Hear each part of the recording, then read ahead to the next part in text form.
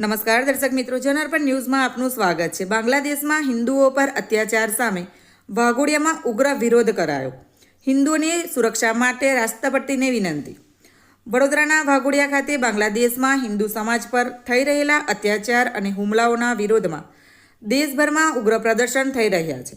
આ રાષ્ટ્રીય આંદોલનના ભાગરૂપે આંતરરાષ્ટ્રીય હિન્દુ પરિષદ અને રાષ્ટ્રીય બજરંગ દળ વાઘોડિયા, વિશ્વ હિન્દુ પરિષદ અને તાલુકા સરપંચ સંઘ વકીલો દ્વારા હિન્દુ સંગઠનના કાર્યકરોએ વાઘોડિયા સેવા સદન ખાતે ભારે સૂત્રોચ્ચાર સાથે ઉગ્ર આક્રોશ વ્યક્ત કરી મામલતદારને આવેદનપત્ર પાઠવ્યું હતું। જે બાદ જયંબે 4 રસ્તા પાસે બાંગ્લાદેશના વડાપ્રધાનનું પૂતળું દહન કરી વિરોધ નોંધાવવામાં આવ્યો હતો। બાંગ્લાદેશ સરકાર હિન્દુઓની સુરક્ષા કરે, હિન્દુઓ પરના અત્યાચાર બંધ કરો જેવા સૂત્રોચ્ચારથી સમગ્ર વિસ્તાર ગુંજી ઉઠ્યો હતો। બાંગ્લાદેશમાં હિન્દુઓ પર હિંસા, અત્યાચાર, હત્યા જેવી ઘટનાઓ સહિત હિન્દુઓના મકાનમાં લૂંટફાટ, મંદિરોના નાશ જેવા અત્યાચારો રોકવા જોઈએ।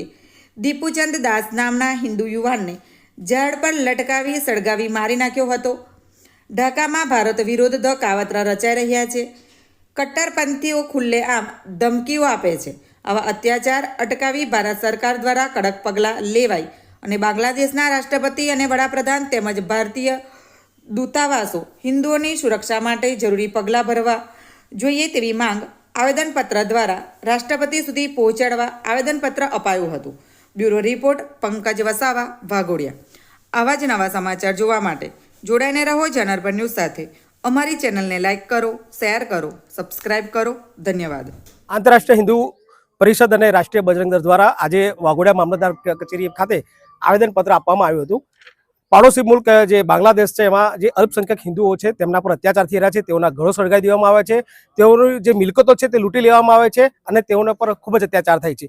જે ઘટનાને અમે ખૂબ કડક શબ્દોમાં નિંદી દઈએ છીએ, કારણ કે જે રીતે આ અત્યાચારોનો જે સિલસિલો વધી ગયો છે તેને લઈને હાલમાં જ એક જે યુવક છે એને યુવકને જીવતો સળગાવી દેવાની જે ઘટના બની છે એ ખૂબ જ નિંદનીય છે।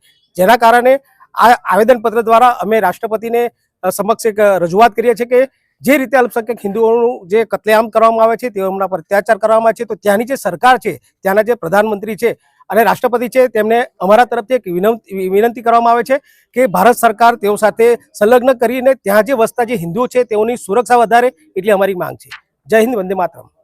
આજરોજ અમે વાઘોડિયા તાલુકાના સરપંચ સંઘ અને તમારા વાઘોડિયા તાલુકાના તમામ સરપંચો મામલતદાર કચેરીમાં મામલતદાર સાહેબને આવેદનપત્ર આપવા માટે આવેલા છે। તેમાં જે પાડોશી મુલ્ક જે બાંગ્લાદેશમાં આપણા હિન્દુઓ પર જે અત્યાચાર થઈ રહ્યો તેની સરકાર દ્વારા એનો અમે સખત શબ્દોમાં વિરોધ કરી રહ્યા છે અને આપના મીડિયા દ્વારા અમે આપણી સરકારને કહેવા માગીએ છીએ કે જે બાંગ્લાદેશમાં જે આપણા હિન્દુઓ પર જે અત્યાચાર થઈ રહ્યો છે, આપણા ભારતીયો પર જે અત્યાચાર થઈ રહ્યો છે, એનો બાંગ્લાદેશની સરકારને કડકમાં કડક જવાબ આપે અને એનું શું કે એનો જે કંઈ છે ને તેના પ્રશ્નો એનું તાત્કાલિક ધોરણે સોલ્યુશન લાવે એ માટેનું અમે આવેદનપત્ર આપ્યું છે અને કીધું છે કે સરકાર દ્વારા મામલતદારશ્રી દ્વારા ત્યાં સરકાર સુધી અમારો મેસેજ પહોંચાડે એ માટે અમે આજરોજ અમે આ આવેદનપત્ર મામલતદાર કચેરીમાં આપેલું છે। જય હિન્દ, જય ભારત, જય જય ગરવી ગુજરાત।